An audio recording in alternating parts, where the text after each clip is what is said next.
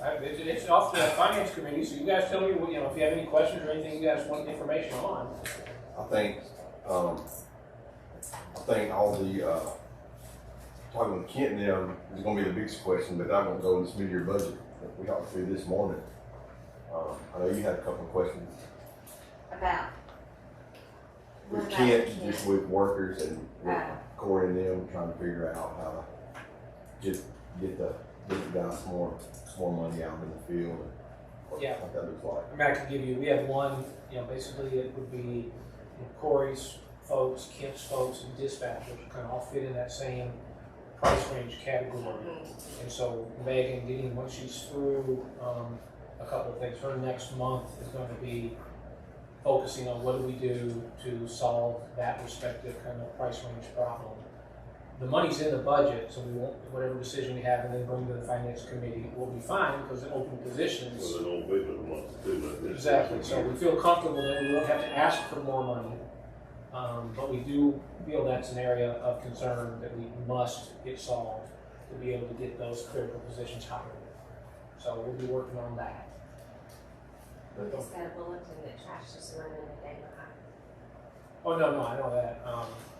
They finally just got their knuckle boom fixed, so that was part of the problem they had, was they were down one of the knuckle boom trucks. And then, of course, what happened is we had 10 straight weekends of rain, so nobody could, then had everybody for the last week and a half to get out in their yard, me included. I've got a pile that's been sitting there for 10 days, so, it's just part of what happened. So, going back, we got to square about that. So, we feel comfortable that we'll be bringing you guys something soon on trying to solve one area of staffing that we just must get squared away. Okay, cool.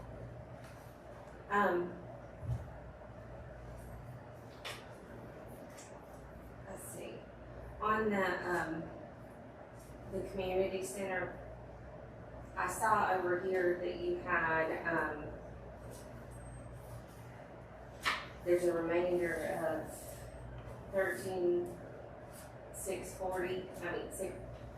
364. Numbers are hard. And then in my notes, when we were going over the PowerPoint, you said that the community center still needed $4 million. So is this the 1364 from the general fund and the rest will be from MVP? So that was the one thing that I didn't do a good job of, well, part of several, but that was the one I know I didn't when it came to presenting the Roger picked me back up on. And listening to you guys, you're saying, wait a minute, if we have everything already in there funded, how are we going to be able to get it funded? So we have it funded for the first, basically through the first 2 years, which leaves a delta of a little over $4 million, which we then feel like absolutely we can go and will raise, and hopefully more. So it's funded through 2024's budget, and if we needed to add anything at the end, it would be 2025, which would be about the same time that it would be ready. Kind of this is the community center. Basically, you'll have 3.39 million. This is what's coming from general fund, so the old library, what's remaining of the grant. Right, but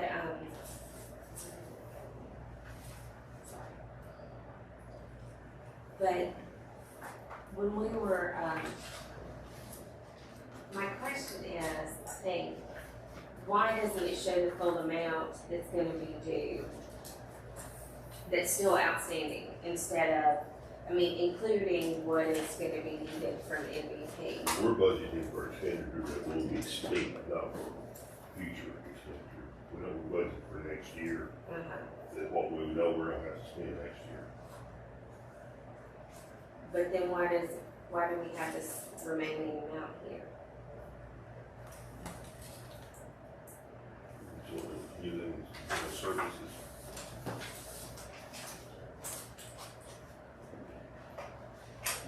This is what's left in the general fund is the mid-year we transfer. So this is remaining funds. That's what's in general fund 10 now. We'll move it out. We'll move this amount. Well, this amount out.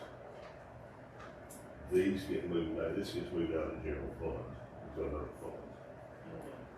That's what's left in the general fund now that has not been spent on the community center. So what you're saying is you're moving all of this from general fund into these individual funds And then this is what the remainder is here. Down here. Yeah. This is total transfer out of fund 10 to fund 13. So where's the remaining balance right there? That's money, that's Yeah. your grant, yeah. There is no remaining balance showing up on that anymore for the community center. That's just what I'm dealing with next year. So you're trying to figure out, community center, you appropriated 11 million, or said we would spend that, and you're trying to figure out what's been spent, and then what's gonna be spent next year, and what the delta is left, is that Right. correct? Which is It's about not- $4 million. $4 million, I think. Okay. All right, so that's why my numbers didn't add up, Yes. because we weren't covering it. Okay, But we can get you this, we can put that, together for you, if you'd like. I mean, we can get you all those numbers back so they're exact, not 4 million-ish. okay.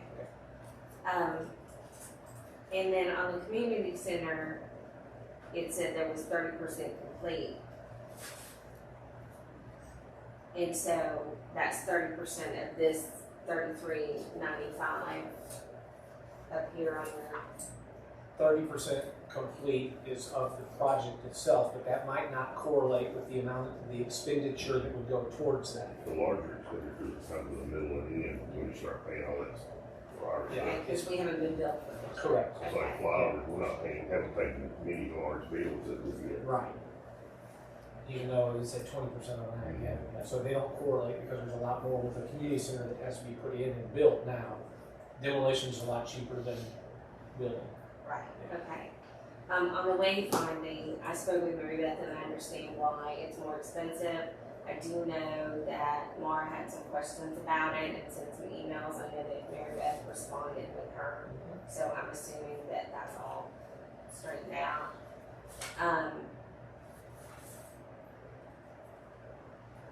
Then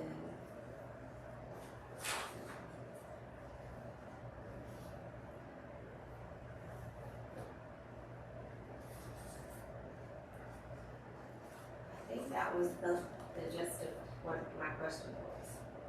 And I spoke with Michael about the Mill Road sidewalk study earlier, and he explained Okay. where that was. So, Okay, anything else to add? I'll get everything. One thing that I would request, from the finance committee before it goes to the full council is since I presented to you guys, we received a check from an opioid settlement from Walmart. We got about $300,000 for that. Yeah, so we knew we had 166. We received about another 130, 120 something. And one of the things that I think Karen had asked for in the previous, was Wellstone to receive some additional money. And at the time, we said this is what we're going to stick with. But if we in turn see that financially we can do it, I'd like to see a little bit more of an appropriation go towards Wellstone because they're managing so much of that problem. Not the whole thing, whether it's 10 or 20 or 25, something that was that showed and listened and respected Karen's thought process, but also we're the biggest problem in our community is. and I understand what you're saying. We also have already appropriated a substantial amount to them. And you're sure there's no other projects that need to be considered?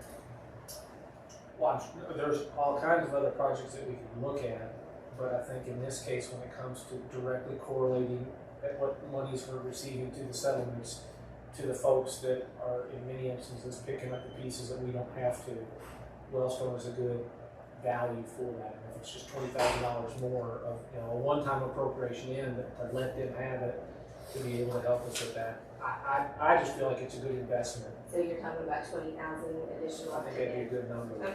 Yeah. If you guys don't mind adding that to it.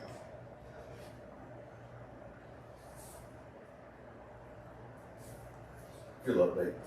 I'm sorry, I don't mean to interrupt. The other part that we just remind council, when we added the position in fire, one of the things that we in essence will, while it's kind of goes out to it's in the same pot, the position was their coordinator for training, and it's a captain position, and so much of that is directly correlated to supporting the EMS folks having to manage that as they go forward. You know, it's a great example this morning of what your guys have done. Now that's cardiac arrest, different, but having a cardiac arrest right here in this construction behind us, and because of what we do, our guys were there, got a pulse going, and had been talking before we got to the hospital, right? Yeah. Yeah. So part of what we're using that opioid money for is funding that person, and part of where that's critical is a lot of what we're having to do now. Used to be we would hire guys that were certified. Now we're bringing just folks in, and then eventually help them with some of their training and their schooling. And so that captain's position, that training position, is that much more critical. So that's one of the other areas we're using the opioid money for. Just remind you. Okay, so the captain's position, but the opioid settlement is one-time met, correct? Yeah. So then we have a plan for how we continue to fund the captain's position after the settlement is done, correct? When you say yet, I mean, it'll be part of just our overall, structure of what we have, yes. So when you say So we plan, it's just general Roll fund. it into the general fund, okay. Yeah. But it opens up that pool a little bit wider for fire to get the staffing that they need, and then, in turn, bring them forward.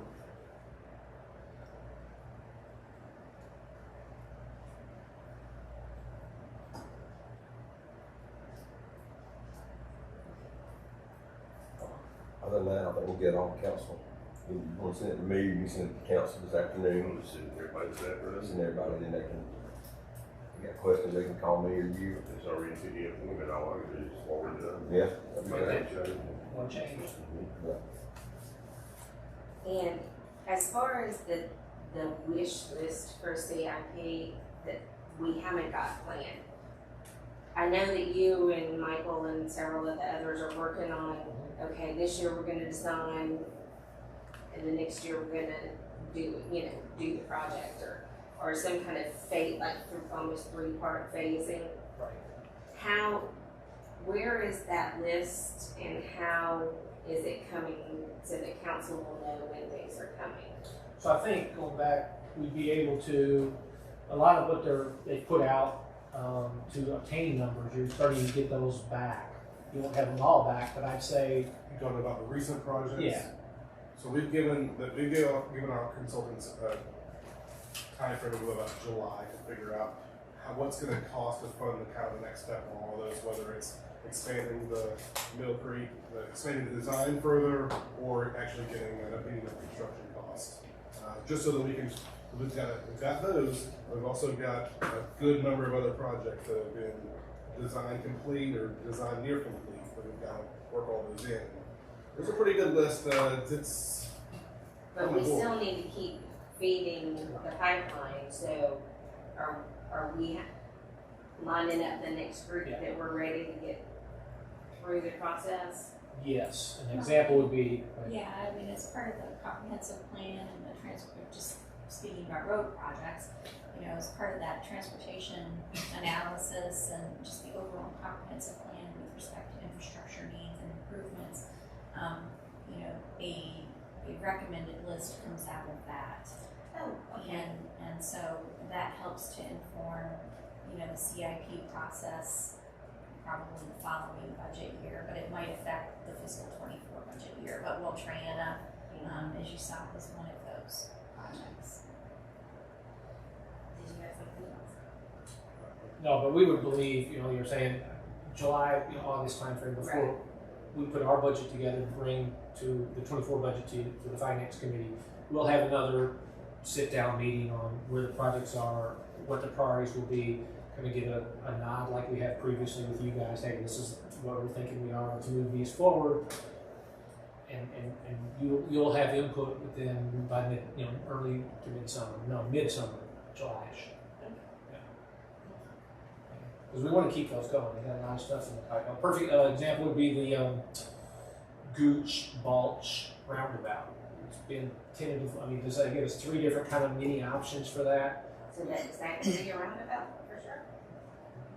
Okay, good. Yeah. well, I say for sure, I don't have the money again, if you funded it is. But we've already been, I went Thursday to Madison Plumbing, who has the lot right there on the corner, and showed them all three of those. And the one, kind of the middle one, which didn't go all the way to their property, but kept it far enough away from the residence that's on the southwest side. She was, hey, you just get an appraisal and tell me what land you need for that, and I'll help make that happen. So something like that then goes, we gave that to Michael, and now you can take it to the next step to eventually get pricing for that. And give us an idea. Finish the design. part- Does part of that land involve that church? But not a lot, right? Well, less because of that. Because it's kind of shifted, Right. yeah. We're trying to offset that. We're also trying to be able to find a way that they can keep it at least open to emergency vehicles, given how close it is to the hospital. You know, a lot of times when you do these sort of things, the best option is to close the intersection down completely and run the whole thing. This one in particular near the hospital, we want to at least be able to keep it open for emergency traffic, if not one-way traffic in some other capacity. Okay. Any information that you will get but don't necessarily want is when I talked to her, I also have a U-Haul business there. We had 12 U-Hauls going out on Friday, and she said the majority of them are headed to Florida. She said we are amazed at how many people are moving Florida.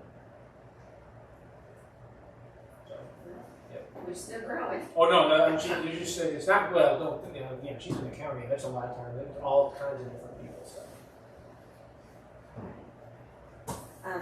You didn't talk to them, find out if they wanted to be in the city, did you? I didn't ask her. Always ask businesses. It was a two-pronged approach. I was going to first make sure that we could, are you willing to sell us the land? So, and she was. We'll make you a special deal. Sell, we'll buy the land and add an extra to the city I'll talk at to the her. same time. I'll talk to her next week. All right. Very good. You good? I'm good. All right. Thanks, guys. Thank you. Thanks. Thank you.